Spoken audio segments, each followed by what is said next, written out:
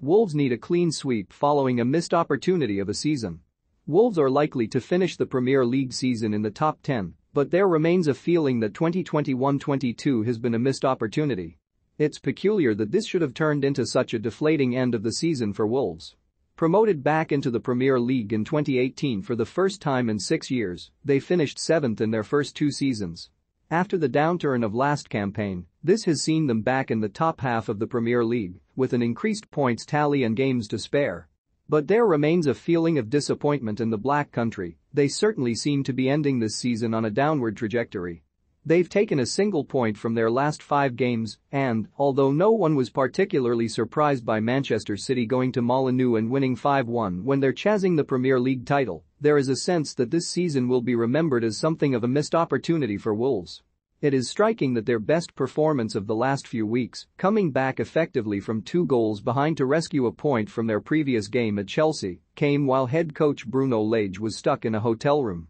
The manager has reportedly been the subject of unhappiness in the Wolves dressing room on account of plans to change the team's playing style. The last 20 minutes are what the ideals of Lage ball are. Quick, pass and move football with a Chiquinho Trincao Juan Jimenez front 4. 4-2-3-1 was also the system he favored at Benfica. He's not fully imposed that style with 3-4 3/3 to 5-2. Lage needs CBs to play a back 4 in the summer. Premier League panel, at Premligepanel, May 7, 2022, arguably the defining fixture of his first season in charge, has been a severe reticence in front of goal.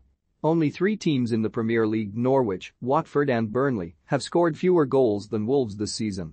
Scoring once per game on average is not enough to challenge for a place in the top 6, no matter how dysfunctional some of the teams above them have been. Their early season sluggishness was explained away by the ongoing absence of Raul Jimenez, who'd been sidelined with a serious head injury since November 2020.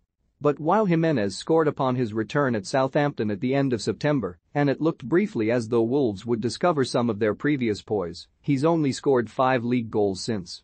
It says something that even this fairly meager tally is enough to make him their top scorer. Jimenez had become one of the points around which this Wolves team could rally prior to his injury. The unfortunate truth is that he understandably hasn't quite looked like the same player since he came back. As the season enters its closing stages with little of substance left to play for other than a place in next year's Europa Conference League, there is a sense that this summer might mark a step into the unknown.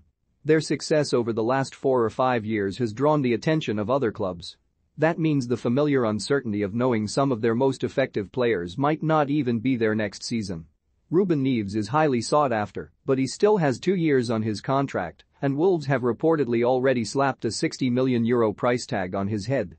Elsewhere, João Moutinho is approaching the end of his deal, and at 35 years old, there can be little question that his influence and experience his career has included a staggering 144 caps for Portugal, would be a substantial loss around the dressing room if he does not extend those terms. Wolves have overcome the loss of Diogo Jota and Adama Traore over the last couple of years, but players with the influence of Neves and Moutinho are always going to be difficult to replace.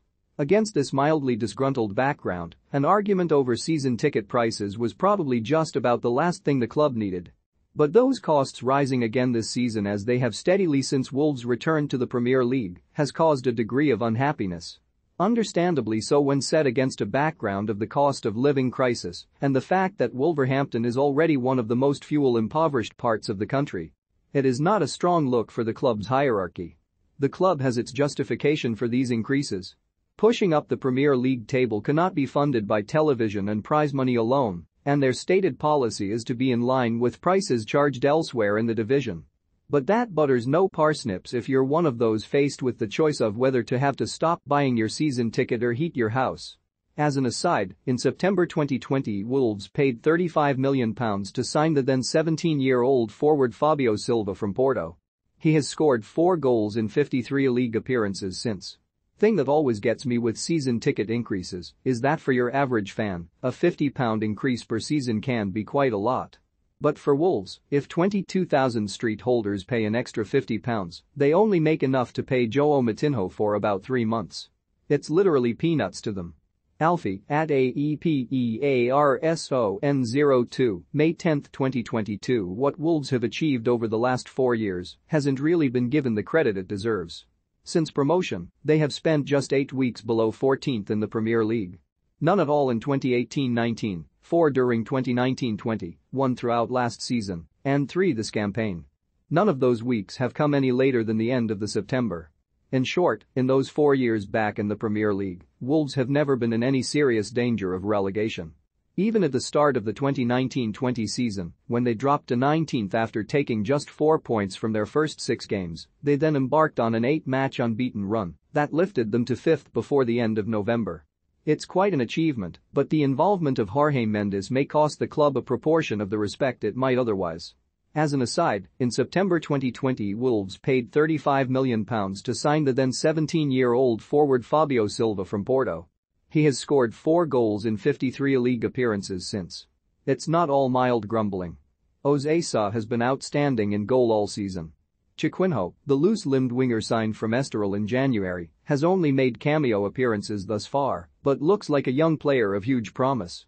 Neves and Moutinho haven't gone anywhere yet, and getting a lot of money for the former would open up new opportunities.